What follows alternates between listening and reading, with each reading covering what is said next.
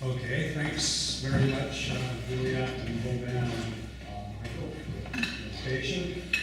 Thanks to all the earlier speakers for some very interesting talks. We're going to talk about the way the higher infinite can be used to prove things about the lowest infinite, the countable infinite. The talk's divided into three parts. I'll start with some basic set theory and description of large cardinal hypothesis. This ground has been very ably covered in more detail than I will be giving in earlier talks, and I hope you remember them all. The next part will concern infinite games, which is and the existence of finding strategies for infinite games, which is the way that large cardinals have their influence on the countably infinite, small infinite. And then I'll try to actually show you a proof, or at least an outline of a proof, that winning strategies exist for certain games, granted the existence of these enormous infinities. You got 10 stop. My wife's not paying attention. Should forgive me. Okay, so on we go. The ordinals are, we start with 0, then 1, and 2. And after interlimiting steps, we keep going in set theory. Omega is the platform to continue. Omega plus 1, omega plus 2. And if we know even more steps, we have omega plus omega. Keep going. If we need more copies of omega, we have another one called omega squared. And more copies of that, we have omega cubed. Those ordinals seem like we're going a long ways, but actually they're all just countable. They all can be put in correspondence with their predecessors, put in in correspondence with the natural numbers. After some very long time, we get to omega 1, which is the first ordinal whose predecessors are not countable. And moving further out is omega 2, and on and on. These are the stages in a definition or a proof by induction. One of the characteristic methods of set theory, or anywhere. Okay, one thing you can find by induction is the cumulative hierarchy of all sets. We start with no sets, so we're building a universe of pure sets. And we start with nothing. At stage alpha plus 1, we take all sets X, all of whose members have been constructed before.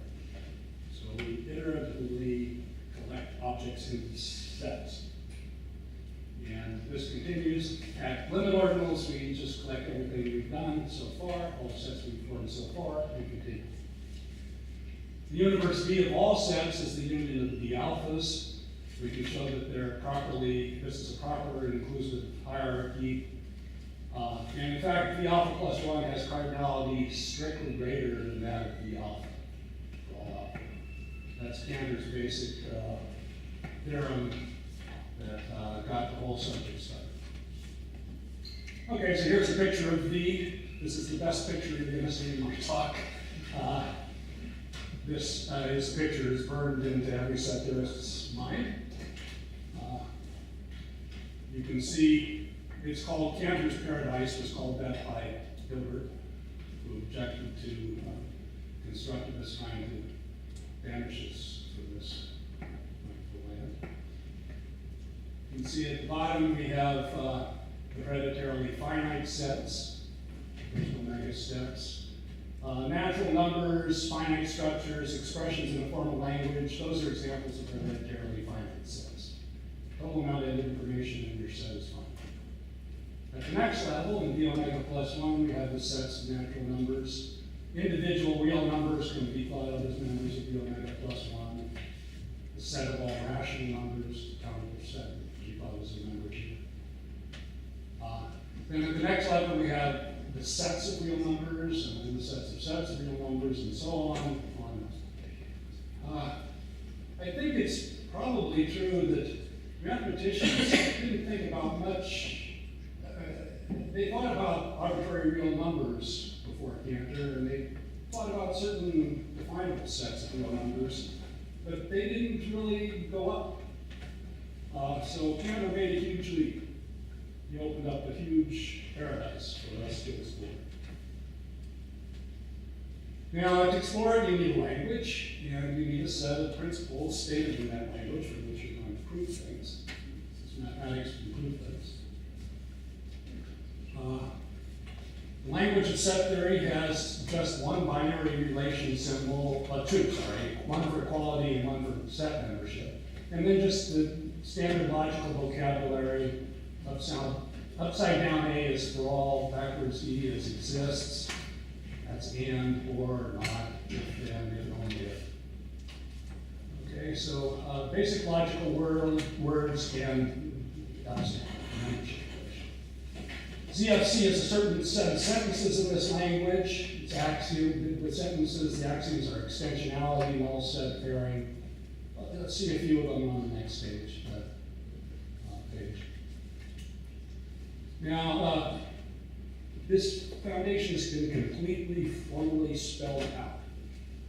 There's no ambiguity as to what is a sentence in this language. There's no ambiguity as to what's an axiom of our theory or our proof. One can program a computer to determine this. So this fact makes metamathematics possible. We can study this theory of the object itself, prove things about it. In particular, we can prove things that we can prove that it doesn't do certain things, that it doesn't prove certain things. So metamathematics is made possible by formalizing. I don't know that even this mathematics, queen of the sciences, is able to reach this level of rigor. I don't know that it's done in other sciences. Okay, here's an example of some of the axioms of ZFC. The first one, extensionality. Let's just read it. For all sets X and for all sets Y, if for all W, W is an X, if and only if W is an Y, that is if they have the same numbers. Then X equals Y. So in English, two sets with the same numbers are equal. An all set. There exists a set X such that for all set Y, Y is not a member of X. There's an empty set. And so on. Of course, when one uses this language, one doesn't write down these properties, but it could be done. Another important axiom is that there's an infinite set, which can be said in just this language in various ways. And except for the axiom extensionality, which says for all sets have some property, the axioms are all set existence axioms. That provides you with, say, certain constructions produce sets. Okay, so how does this formal theory serve as a foundation for mathematics? What's its status? Well, the title is Incompleteness, but before we get to that, this is a great, highly complete theory in some ways. So in the period from the late 1800s to 1927, mathematicians discovered that all theorems of ordinary mathematics could be stated in this language. As you could reduce all your vocabulary to just the vocabulary that talks about pure sets. And that all the theorems they proved to date and more could be proved from the axioms we just enumerated. So there's a great triumph for logic is erecting a foundation for mathematics. But okay, the first rule of closing incompleteness, Cantor showed there's no set of all sets. There's no, the set formation process isn't independent. Probably seems clear from the 2D hierarchy picture. Okay, related to that, Tarski showed in 1936 that truth in the language of set theory is not definable in the language of set theory. So the language of set theory is not semantically complete, at least if truth in the language of set theory counts as a concept that you want to capture. The really striking one, Girdle in 31 showed that no consistent finite extension of ZFC proves its own consistency. The ZFC does not prove its own consistency, And any finite extension has this similar property. So there's a statement, it's not proposed in the theory. It's a statement about proofs and formal manipulations can be formalized as a statement about natural numbers. So there's a statement about natural numbers, not decided by CFC.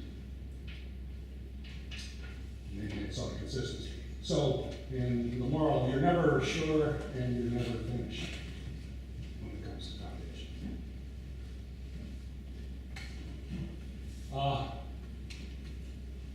That's a mathematical incompleteness in ZFC.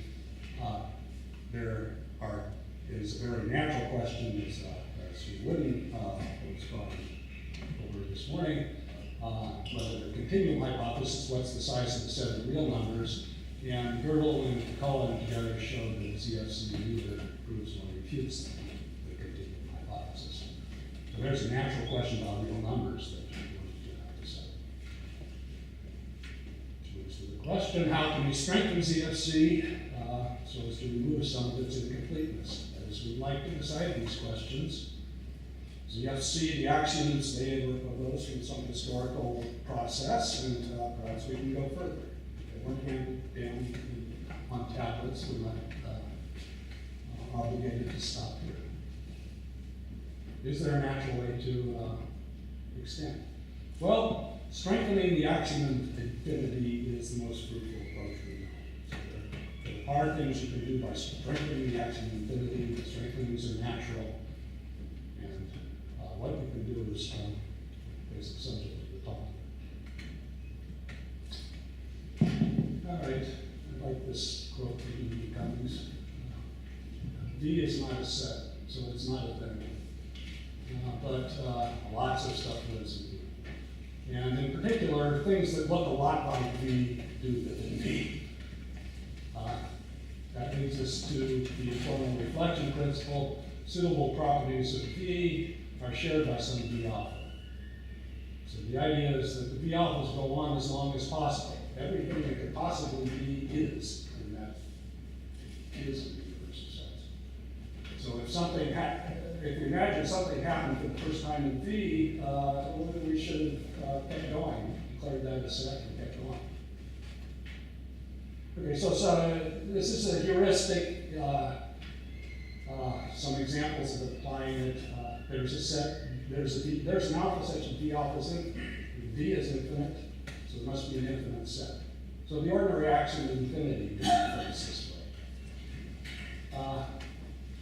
Something that's beyond ZFC. Well, ZFC is true in V. Therefore, there must be an alpha such that V alpha thinks ZFC is true. That's a pretty strong hypothesis. It implies consistency of ZFC. Okay, now taking a huge leap, there's something called one extendable cardinal. There's a whole between 2 and 3, there's a huge hierarchy of principles. We saw some of them in Ron Bauderia's talk and Hugh's talk. I don't want to go through them. I'm just going to name this one. Here's a picture of one extendability embedding. So this cardinal alpha here is the one extendable cardinal. It has the property that the universe up to V alpha plus 1 can be embedded into the universe up to some bigger V beta plus 1 in such a way that the ordinals less than alpha are left fixed, alpha is moved up to beta, and the embedding is what's called elementary, meaning that the alpha plus 1 thinks that some x has a property phi, if and only if V beta plus 1 thinks the same thing with j of x. So x resembles j of x.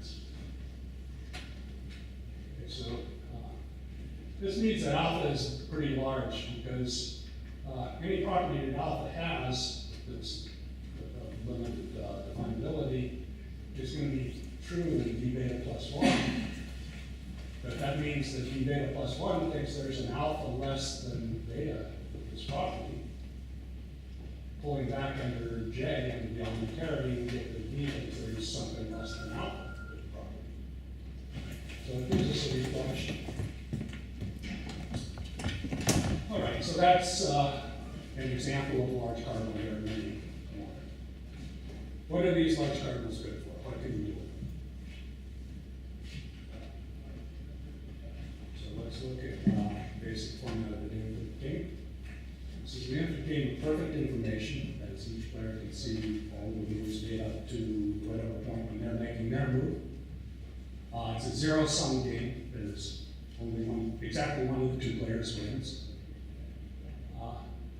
They take, the two players, 1 and 2, take turns. They're playing objects from some set Z. One starts within 0, then 2 within 1, and 2 is played by 1. Take turns. They play infinitely many moves, omega many moves. And at the end, player 1 is declared the winner if the infinite sequence produced belongs to the payoff set A.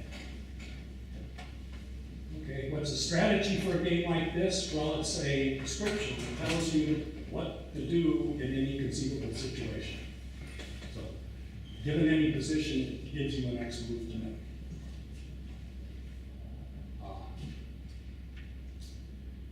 We say the game is determined if one of the two players has a winning strategy. I mean, they can't both have strategies because you could pit the strategies against each other.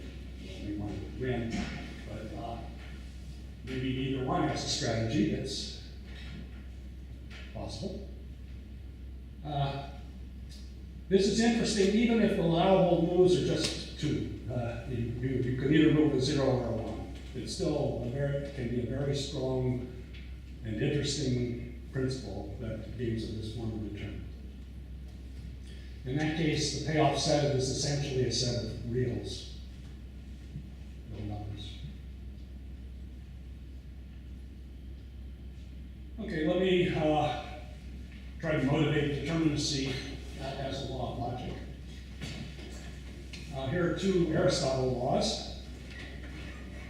It is not the case that some man is mortal, then all men are immortal, and vice versa. It's not the case that all men are mortal, then some man is immortal, and vice versa. Okay, so here's the basic law of the quantifier discovered by Aristotle.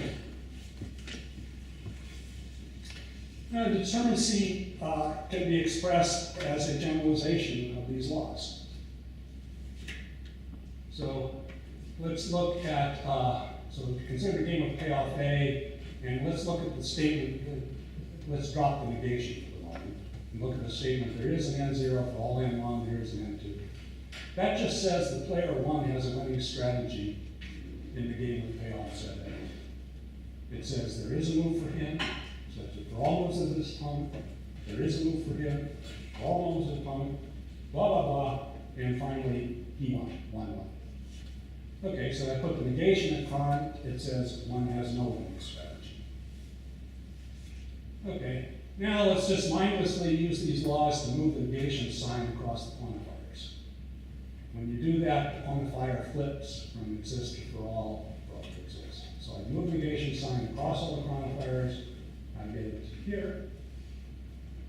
And what does this say? It says 2 has a winning strategy. It says for all moves of 1, there is a move for 2. It says for all moves of 1, there is a move for 2. Blah, blah, blah. And then in the end, 2 is 1. Okay, so it's a law of logic, right? Let's just go on.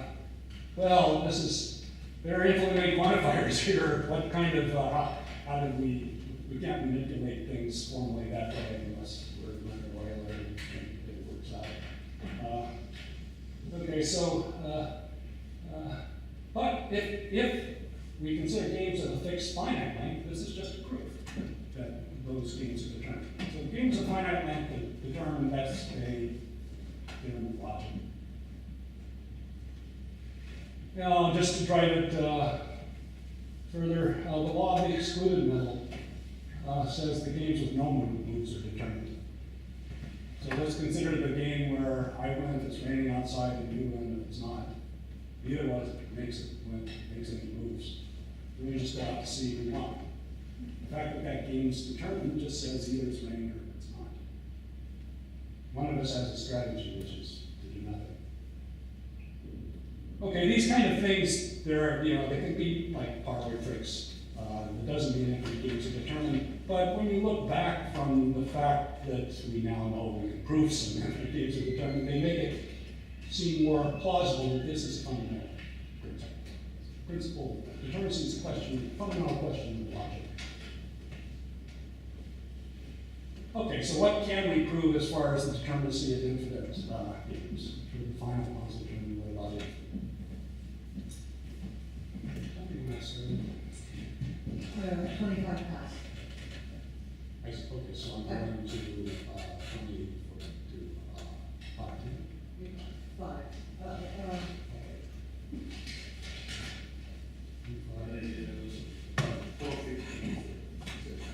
Okay, let's starting say late, between 5 and 10 past 5. Okay, that's fine. Okay, so let's look at some very simple games which don't necessarily end after final agreement with synthesis, actually. It's called open game, open determinacy. It was proved by Gail Stewart in 1951.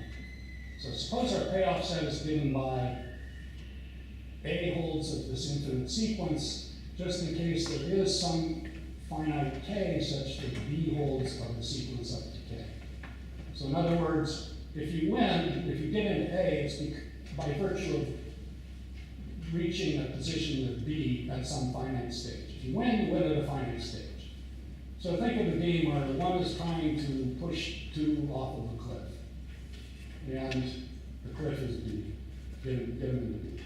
And if he does that at some finite stage in the game, he wins. Otherwise, 2 has survived forever and he wins. Okay, those games are determined. It's pretty easy to prove that. Suppose one has no winning strategy in this game. Okay, he has no strategy to push 2 off the cliff. Then 2 has the following strategy. I will avoid positions where 1 can push me off the cliff. And has a strategy to push me off the cliff. So in other words, avoid losing positions. That works. So if one has no winning strategy in game GA, this is open determinacy.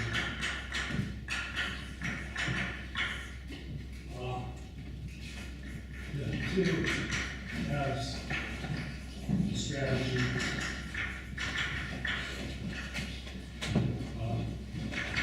avoid losing positions. Okay. And that wins for him. The main thing is that he can, if he's not in a losing position now, he can always last one more round and not be in a losing position. Okay, so if P is not losing, then for every A that 1 might play, there must be a B such that 2 could play it, and such that P followed by the next round being AB is not losing.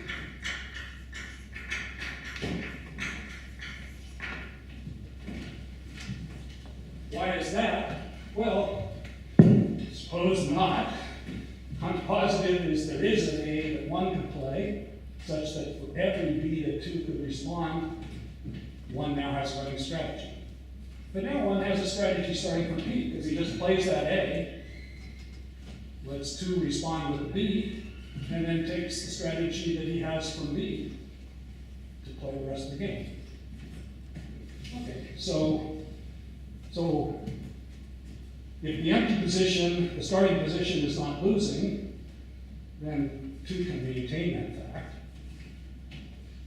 Well, if he falls off the cliff, he's certainly, that's a losing position. Being on the ground, fell stranded, that's a losing position. So he wins this way. Okay, so that's the determinacy of open games. Now, it's a really simple proof. We did it in 5 minutes, but it's highly non-constructive. This is not constructive mathematics. Why is that? Well, how would two actually try to figure out the actual strategy for yourself in some concrete instance? You have to look at all, you have to decide whether position's losing. So you have to look at all possible strategies for your opponent. Those strategies, those are counted infinite objects. You can't possibly survey them all. Okay, so it's a highly non-constructive proof. It can be carried out in ZFC and the subtheories of ZFC. It does not use the existence of uncountable objects. But it is pretty non-constructive, and you can show that there are games like this where there's no computable winning strategy. Strategies are very complicated. Okay. What comes after that? So the proof is highly constructive. Well, the next thing you want to do is look at countable unions that countable intersections and countable unions of open sets. So build up new, more complicated payoffs, basically using quantifiers over natural numbers. And Martin proved in 1975 that in fact all games you get that way are determined. And here the uncountable makes an appearance. That is, it had actually been proved a little earlier by Harvey Friedman that you need all of the d alphas for alpha less than omega 1 in order to prove this. So you need uncountable infinities, uncountably many uncountable infinities in order to prove this theorem. So this is a statement that's purely about the countable infinite, for which you provably need the uncountable infinite. Now, just a side remark. So it's a necessary use of the uncountable infinite in the theory of the countable. Just a side remark. Okay, that makes it interesting, but unnecessary uses are also very interesting.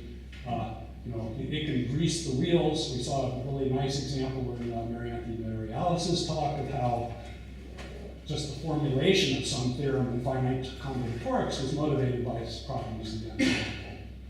So the necessary uses are interesting, but the unnecessary ones are also interesting. And in fact, they give a certain kind of confirmation that you don't get out of the necessary uses. Okay, so that's the story of Borel determinacy. Now let's go on to a still stronger form. Borel determinacy was provable in ZFC, although it required the uncountable infinities. To go beyond, we do need the uncountable, the large cardinals, and that's the first thing in this form is due to Martin, 1968. If there's a measurable cardinal, then all pi 1 games are determined. Martin and Harrington showed. Oh, by the way, you see that this theorem is 68. The Martin-Borel determinacy was 1975. So in some ways, the large cardinal theorem came before, even though we'd already proved Borel determinacy for measurable cardinals in 1968. All right, so, and the second theorem says that you do need the measurable cardinals. For those who are professional set theorists, I didn't say that this is a model of ZFC, so it's actually true if you interpret it correctly. Okay. Anyhow. Okay, my ambition is to give a short outline of Martin's proof, and I think I can do that. Such a way as to, so that there you'll see how the really higher, large cardinals get used to prove things about infinite sets. Okay, so what's a pi 1 set? So A is going to hold about infinite sequence of natural numbers. If and only if for all infinite sequences. So that notation means infinite sequences of elements of omega. So infinite sequence of natural numbers. There exists a K that would be holds of the infinite sequence X up to its first k elements, and the infinite sequence Y up through its first k elements. So this is just what a pi1 set is. It's one universal quantifier over infinite sequences of natural numbers. Okay, so this first step is we get a certain representation of A in using an existential quantifier. So there is an F, and F is an infinite sequence, not of natural numbers, but of these much higher objects, ordinals less than some measurable cardinal, called alpha. And then we have for all k, C of x up to k, f, first k elements of x, first k elements of f. Okay, so this is called the Suslin representation of our set.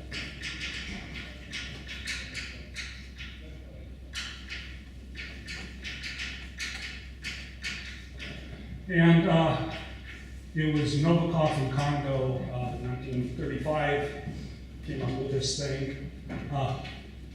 We do need that alpha is uncountable just to get this representation. We don't need that it's a large cardinal to get this representation. Way to think of it is this F is a proof that X is in our set A. So this C here is some kind of proof system predicate. It says that F is a proof. And the properties of the system are that proofs are infinite sequences of ordinal numbers. And as long as all finite subsets of your proof are correct, then your proof is correct. Okay, so you get this kind of proof system. Doesn't take long to arrive at it, but we won't do that. Okay, step 2. This is the This is Martin's key idea. This is the auxiliary game.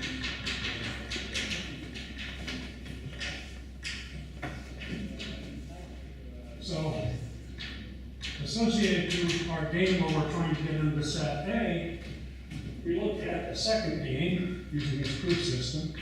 In that game, one is trying to get into A, but A's got to also prove that he's in A. Okay, so one is playing, they're playing out the ordinary game for A, this X, but at the same time, one is obligated to prove that his X is in A. So one wins this round of the game if and only if for all k, C of x up to k, yeah. Okay. So don't just win and prove that you win. That reduces the logical complexity of the payoff. Because now we just ask if something happened at all finite stages. That's the kind of determinacy we already proved. This one wins as long as he didn't fall off the cliff by producing something where not C is true. Okay, so this game is determined. Okay, and now we'd like to see that the original game is determined because this one is. So we have to convert winning strategies. Okay. So there are two lemmas. If one has a winning strategy into style A, then he has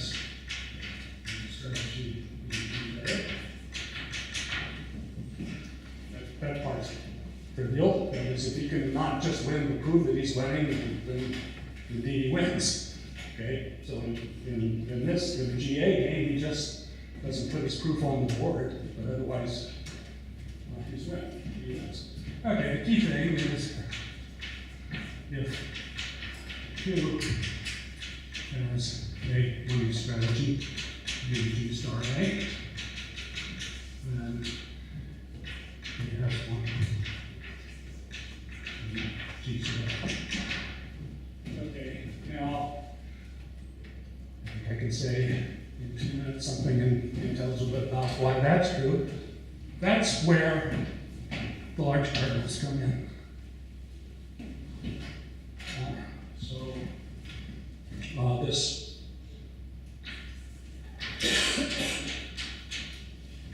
This uses that alpha is measurable cardinal.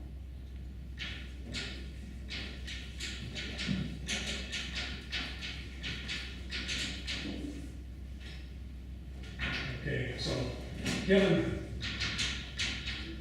sigma star for 2 in G star A in the auxiliary game, sigma, we get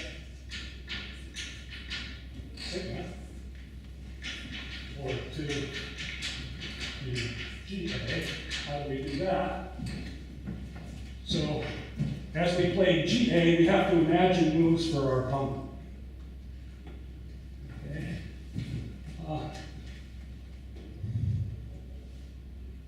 Well, what moves do we want to imagine? We don't want to imagine moves which put special constraints on him, because then our sigma star might be using those constraints. Okay. So why is it that these two games, GA and G star, could be equivalent? In general, if you reveal how you're going to win while you're winning, you give your opponent an advantage. Okay. But these ordinals that you're playing, they come from that giant measurable cardinal, which has all sorts of homogeneity. Okay? So it turns out that there are enough proofs that can be supplied by one that you can supply proofs that give no special information. So you can prove he's winning without giving his opponent any advantage, because we have so many different proofs. So the proof system is homogeneous. So let me just say we can set sigma of some finite sequence of natural numbers is equal to my next move, if and only if for almost all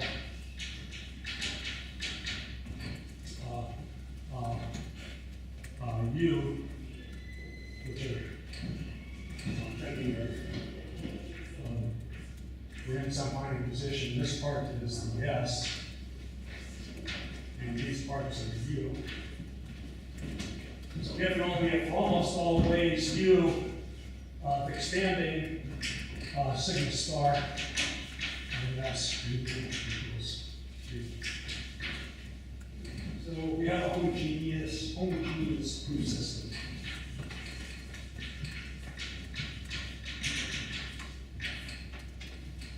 The notion of almost all comes from the measure in the measurable cardinal. And, okay. So that's how the measurable cardinal shows up. It's so big that you can give you can give many levels of information, and particularly you can prove that you're winning without making commitments that bind you as to how you're winning. You have a proof system that has all this homogeneity and you can give just the right information. Okay, now the natural question is, what if we had more quantifiers over countable sequences? What do we get? This was solved in 1985. Here's the theorem. if we have one of these one extendable cardinals, which is much smaller and measurable, then in fact all V omega plus one definable sets of reals are determined.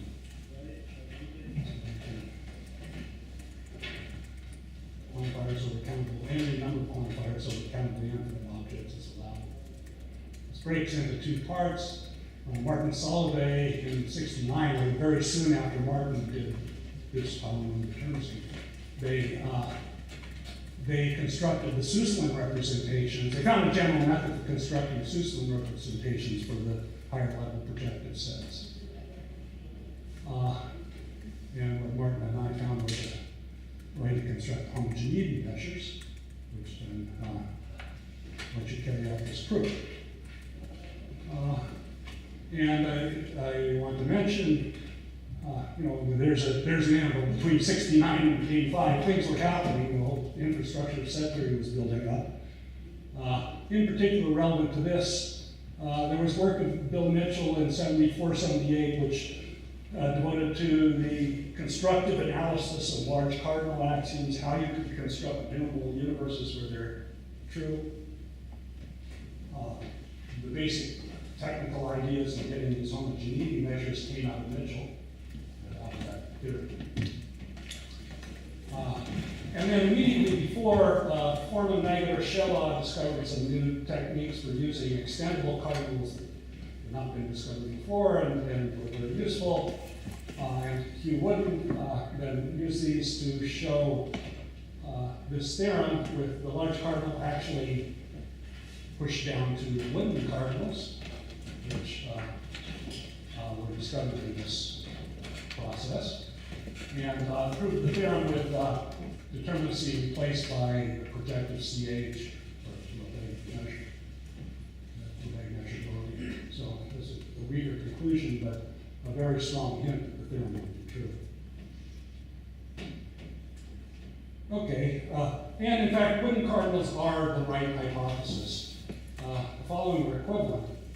Every V omega plus one definable set of reals is determined, and for every n, every consequences of CFC and the theory of n plus n Wooden cardinals in the theory of V omega plus one is true. So in other words, determinacy is equivalent to the consequences of Wooden cardinals in the theory of the reals are true. It axiomatizes the consequences of Wooden cardinals in the theory of the reals. Projective determinacy does that. It's the instrumentalist trace of Wooden cardinals in the theory of the reals. There are many approximations to that we have reached, but not that. And there are indications that that cannot be decided by conventional large cardinals.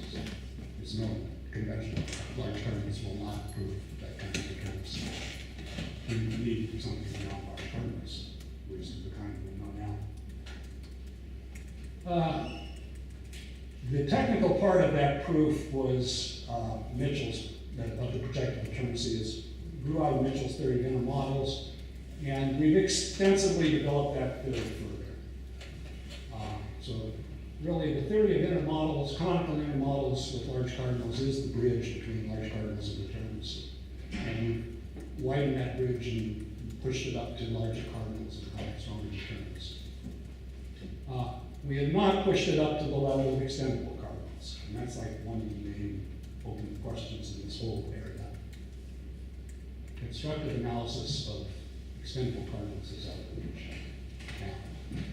We've used the theory we have developed to calibrate consistency strengths of many different extensions of ZFC. Turns out these theories fall into a well-ordered hierarchy according to their power to interpret one another, or equivalently their power to prove determinacy. So we have not just the large cardinal theories, but many extensions of ZFC with different ideas behind them. They fall into one interpretability hierarchy, it seems.